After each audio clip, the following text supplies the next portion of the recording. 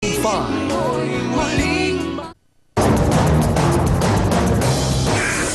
na ang Pinay at anak nitong namatay sa magkakambal na lindol at tsunami.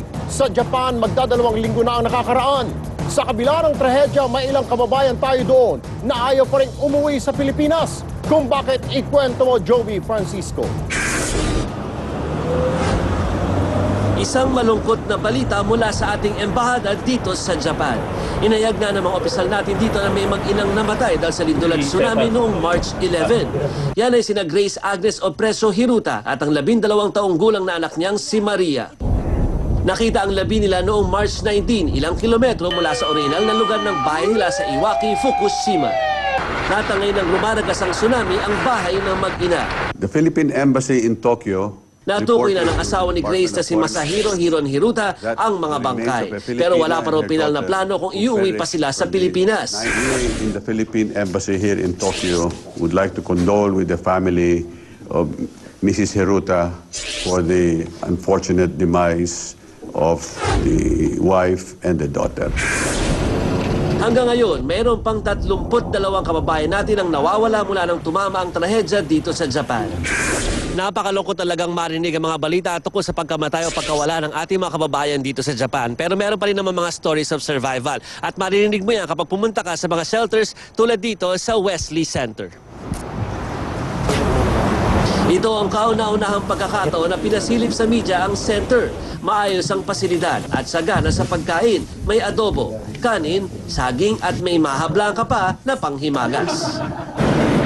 Dito tumutuloy ang 27 kababayan natin na nailigtas sa trahedya. Karamihan sa kanila mga welder na nagmula sa Ishinomaki. Ipinakita sa amin ni Hener Gonzaga ang kuha niya sa cellphone habang rumaragasa ang tsunami sa shipyard. Kapuna-puna sa video na imbis na kaligtasan ang naiisip, mas nag-aalala pa siya sa kinabukasan ng pamilyang umaasa sa kanya. Lungkot na kinabukasan. Parang magkakauwian na ng Pinas. Darasal na sana buhay talaga. Importante yun eh. At nakalampas ka naman. At nakalampas naman po sa awa ng Diyos. Walang bag. Marami sa mga narito sa center ayaw munang umuwi. Lalo na't in-demand uli rito ang mga skilled worker para sa pagtatayo ng mga gusali. Mamaya po may darating na isang company. Bali kukuha po sila dun sa first batch kasi 2 batch kami. Kung patawag kami ulit doon, babalik pa rin ho. Madami pang utang. Kailangan pa magbayad. Ang nasa isipan kasi nila ang oportunidad na kumita para sa mga kaanak nila sa Pilipinas. Nagulat mula sa Japan, Joey Francisco, News 5.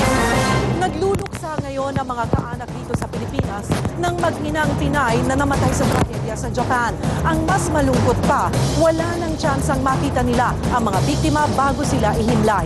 Ikwento mo, Marlene Alcaide. And it looks like the tsunami has engulfed. Nang mapanood ang mga eksena ito sa Fukushima, Japan, may masama ng kutob si Aling Veneranda Opreso. Sa mismong tabing dagat kasi sa Fukushima, nakatira ang kanyang anak na si Agnes, kasamang asawa at anak. Wala na. Nagdasal na lang ako. Tinibayan ko na lang yung loob ko. Nakausap pa raw ng isa pa niyang anak na si Raquel, si Agnes, nang biglang mangyari ang trahedya. Si Raquel ang huling nakausap niya. Kasi alas 12 sila, mamaya na daw wala na. After 5 minutes, wala na. Hindi na nakausap. Nandun na yung tsunami. 13 taong nakabase sa Japan si Agnes. Wala pang 1 taon ang paninirahan doon, nakapag-asawa na siya ng Hapon at nagkaroon sila ng isang anak. Nitong Enero lang umuwi si Agnes sa Pilipinas para magbakasyon kasamang anak na si Maria. Ito na rin pala ang huling pagkikita nila ni Aling Veneranda. Mabait siya, laging tumutulong sa mga kapatid. Unang na-recover ang bangkay ni Maria sa Pampang. Matapos ang 7 araw buhat ang trahedya, natagpuan naman ang katawan ni Agnes. Sa ngayon, inihahanda na ang cremation ng mag-ina. Nagpasya na kasi ang pamilya Opreso na huwag nang ipauwi ang katawan ng mga biktima. Pagdating mo dito, kako, wala tayong pera, buburol ka pa kaya o hindi ka napapasukin dahil may radiation ka, sabi ko. Kaya doon na lang kako, i-criminate na lang.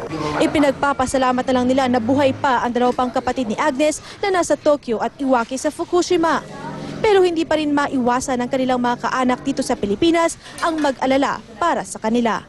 Kung pwede po, sana. Kaso po, kailangan po nila magtrabaho doon. Arlene Alcaide, News 5.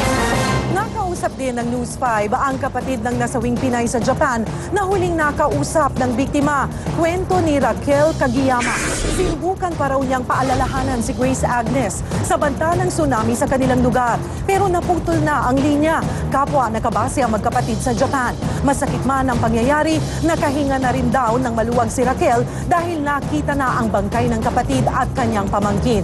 Bukas ikikremate ang mga labi ni Grace at Maria pero hindi na ito maiuwi dito sa Pilipinas dahil nasa Japan ang asawa ni Grace. February, parang may premonition na po yung ate ko na if ever na mamatay siya, ayaw daw po niya ng biglaan kasi gusto pa niya magpaalam sa mahal niya sa buhay. At kung gusto niya, kung mamamatay din daw siya, gusto niyang iuwi yung bangkay niya sa Pilipinas daw. Kaso sa case po niya ngayon, wala po kaming pera kaya hindi po namin siya maiuwi ng Pilipinas. Bali hindi namin po maano yung wish niyang may libing sa Pilipinas. Pantay sarado naman ngayon ang pamahalaan ng mga pagkain at produktong galing Japan na pumapasok sa ating bansa. Nakita na rin kasi ng radiation ang ilang pagkain at tubig sa Japan na malapit sa Fukushima Nuclear Plant. Ikwento mo, Erica Tapalya. Pinagbabawal na ng Japan ang pagbebenta at pag-e-export ng ilang pagkain at produkto galing sa Fukushima sa Japan. Ilan sa mga nakitaan na mataas na radiation ang gatas at spinach. Pati tubig mula sa gripo, hindi rin ligtas. Natuklasan din na mas mataas ng 1,600 sa normal ang radiation level, 20 kilometro malapit sa Fukushima Daiichi Nuclear Power Plant. Dahil dito, masusing minomonitor ng Food and Drugs Administration ang mga pagkain galing sa Japan para makasigurong walang kontaminadong produkto ang makakapasok sa ating bansa. These contamination levels are not really very high. Although it's a cause for alarm for us because we are concerned with being exposed to radiation. So we are preparing ourselves for any eventuality. Inatasan na rin ng FDA ang Philippine Nuclear Research Institute o PNRI na suriin yung mga produktong galing sa Japan bago pa nangyari ang trahedya, gaya ng tsaa at ilang brand ng biskwit. Ang magiging resulta nito ang magsisilbing basehan ng FDA kung apektado ng radiation ang mga produktong papasok pa lang ng bansa. In science, you need something that will provide a basis for your baseline, as we say, because later on, if things should get worse, we would like to have a basis for comparing. Para malaman kung positibo sa radiation ng produkto, inilalagay ito sa garapon at saka ipapasok sa machine na ito na kung tawagin ay high purity germanium detector. Dito malalaman ang radiation level sa isang produkto. Determine po natin yung cesium-137. Cesium-137 is a fission byproducts na nanggagaling talaga. Kung contaminated talaga po ito, makikita natin na may cesium-137 siya. Ayon sa PNRI, ang normal na level ng radiation sa pagkain ay 1,000 becquerel per kilogram. Pag lumampas dito, kontaminado ang produkto. The worst kind, which is acute radiation sickness. And that is associated with a high mortality. It could maybe affect your DNA so that in the future, you have a higher risk of cancer, like leukemias. Balak tapusin ng FDA at PNRI ang testing sa mga produkto ngayong linggo. Pero tuloy-tuloy pa rin daw ang pagmamonitor nila sa mga pagkaing nagmumula sa Japan.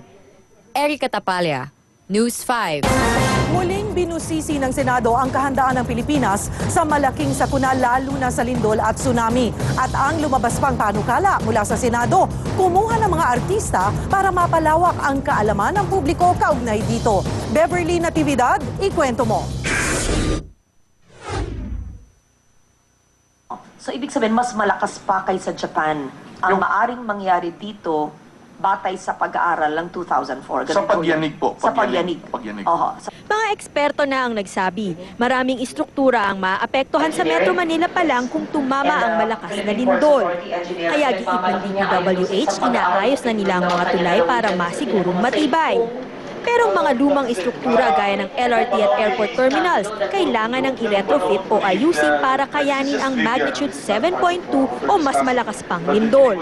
We are recommending for retrofitting of the areas, the rail tracks between the stations.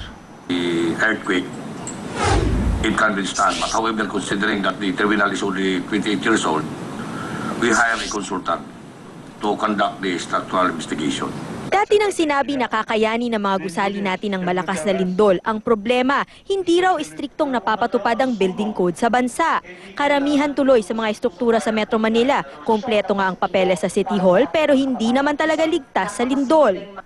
Kung titingnan lang natin, maayos yung ating code at ini-implement ng mabuti, not only in the design but also the construction, ay matibay ang ating mga gusali and can withstand at least, and yung intensity 8 kaya niya. Problema rin ang